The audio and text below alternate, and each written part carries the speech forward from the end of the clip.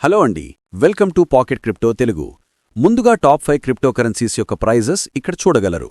ఇక నిన్న స్పాట్ ఈటీఎఫ్ల విషయానికొస్తే బిట్కాయిన్ ఈటీఎఫ్ను మినహాయిస్తే ఇథీరియం, సోలానా మరియు ఎక్స్ఆర్పి ఈటీఎఫ్లలో ఇన్ఫ్లోస్ అనేవి వచ్చాయి. ఆ వివరాలు ఇక్కడ గమనించగలరు.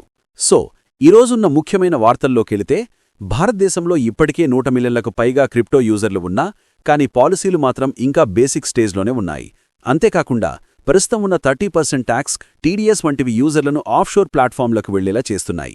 పైగా కస్టడీ నార్మ్స్, ఒకవేళ ఎక్స్చేంజెస్ దివాళా అయితే యూజర్ల డబ్బు ఎట్లా ప్రొటెక్ట్ అవుతుందో తెలిపే ఎలాంటి క్లియర్ రూల్స్ లేవు. అందుకే ఇప్పుడు భారత ప్రభుత్వం వర్చువల్ డిజిటల్ అసెట్స్ పైన పూర్తిస్థాయి రివ్యూ జరిపి ఒక ఫుల్లీ రెగ్యులేటెడ్ ఫ్రేమ్వర్క్ని ప్రవేశపెట్టాలనే ఆలోచనలో ఉంది. మరి రివ్యూ దశలోనే ఉన్న కొత్త ఫ్రేమ్వర్క్ ద్వారా వచ్చే మార్పులేంటో ఇప్పుడు తెలుసుకుందాం. ముందుగా అసెట్స్ ఏ రిస్క్ రేంజ్లో ఉన్నాయో దానికి తగ్గట్టు వేరే రూల్స్ అప్లై అవుతాయి. సో ఇప్పుడున్న one size fits all model ఇక ఎండ్ అయిపోతుందన్నమాట. అలాగే ఇండియాలో ఆపరేట్ కావాలంటే ప్రతి క్రిప్టో ఎక్స్చేంజ్, వాలెట్ మరియు సర్వీస్ ప్రొవైడర్స్కి లైసెన్స్ని కంపల్సరీ చేయడం. సో దీని ద్వారా ఏమవుతుందంటే ఓన్లీ లెజిట్ ప్లేయర్స్ మాత్రమే మార్కెట్లో ఉండేలా చేస్తుంది. యూజర్ మనీని సపరేట్గా ఉంచడం, రెగ్యులర్ ఆడిట్స్ చేయడం మరియు ట్రాన్స్పరెన్సీని మెయింటైన్ చేయడం వంటి అంశాలు ఇక మీదట కంపల్సరీ కానున్నాయి. చివరగా రియల్ ఎస్టేట్, బాండ్స్ లాంటి రియల్ వరల్డ్ అసెట్స్ని టోకనైజ్డ్ ఫామ్లోకి మార్చేందుకు క్లియర్ రెగ్యులేటెడ్ గైడ్లైన్స్ ప్రవేశపెట్టనుంది. మొత్తానికి కొత్త ఫ్రేమ్వర్క్లో ముఖ్యంగా యూజర్ ప్రొటెక్షన్ని బలోపేతం చేయడం, మార్కెట్ ఇంటిగ్రిటీని పెంచడం వంటి అంశాలపై దృష్టి పెట్టబోతోందన్నమాట.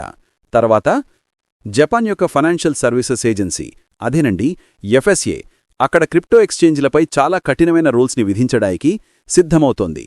అవేంటంటే, ఏదైనా ఎక్స్చేంజ్ హ్యాకింగ్కు గురై కస్టమర్లకు నష్టం జరిగినప్పుడు ఆ నష్టాన్ని కవర్ చేయడానికి ఇక నుంచి క్రిప్టో ఎక్స్చేంజ్లు తప్పనిసరిగా రెగ్యులేషన్లని మెయింటైన్ చేయాలి. అంటే సెక్యూరిటీస్ కంపెనీ ఎలా రిజర్వ్లు ఉంచుతాయో అదే తరహా మోడల్ని క్రిప్టో ఎక్స్చేంజ్లకు కూడా పెట్టబోతున్నారన్నమాట. అంతేకాకుండా కోల్డ్ వాలెట్ ఎగ్జెంప్షన్, అంటే కోల్డ్ వాలెట్లో పెట్టాం కాబట్టి రిజర్వులు అవసరం లేదు అనే ఎగ్జెంప్షన్ కూడా ఇక మీదట ఉండబోవట్లేదు. దీనికి కారణం ముఖ్యంగా ఎంటీగాక్స్ వంటి ప్రముఖ ఎక్స్చేంజ్ కుప్పకూలడం, అలాగే 2024లో జరిగిన డిఎంఎం బిట్కాయిన్ హ్యాక్ లాంటి పెద్ద సెక్యూరిటీ సమస్యలే. సో ఈ కొత్త రూల్స్ వల్ల ప్రజల్లో క్రిప్టోపై నమ్మకం మళ్లీ పెంచాలి అనేది ప్రభుత్వ లక్ష్యం. అయితే ఈ చట్టం 2026లో పార్లమెంటుకి వెళ్లబోతోంది. కాకపోతే ఎక్స్చేంజ్లపై ఫైనాన్షియల్ బరువు తగ్గించడానికి రిజర్వ్స్లో కేవలం డబ్బే కాకుండా ఇన్సూరెన్స్ కూడా ఉపయోగించుకోవచ్చనే ఆప్షన్ని కూడా కల్పించే అవకాశం ఉంది. తర్వాత ప్రముఖ ఇన్వెస్ట్మెంట్ కంపెనీ అయిన వానెక్ బిఎన్బి ఈటీఎఫ్ను లాంచ్ చేయడానికి సిద్ధమవుతోంది. దీనికోసం వానెక్ సంస్థ ఇటీవల యుఎస్ SECకి S1 ఫైలింగ్ని కూడా సమర్పించింది. దీని అర్థమేంటంటే ఈటీఎఫ్ని మార్కెట్లోకి తీసుకురావడానికి వానెక్ లీగల్ ప్రాసెస్ని స్టార్ట్ చేశారని అర్థం. ఇదొక స్పాట్ ఈటీఎఫ్, అంటే ఈ ఈటీఎఫ్ కేవలం బిఎన్బి కాయిన్స్ని మాత్రమే కలిగి ఉంటుంది. అంటే పెట్టుబడిదారులు నేరుగా కాయిన్ని కొనకుండానే ఈ ఈటీఎఫ్ ద్వారా బిఎన్బిలో పెట్టుబడి పెట్టవచ్చు.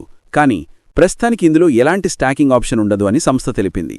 కాకపోతే SEC ఈ దరఖాస్తును క్షుణ్ణంగా పరిశీలించిన తర్వాత ఏవైనా ప్రశ్నలు అడిగితే వానెక్ వాటికి సమాధానం ఇవ్వాలి.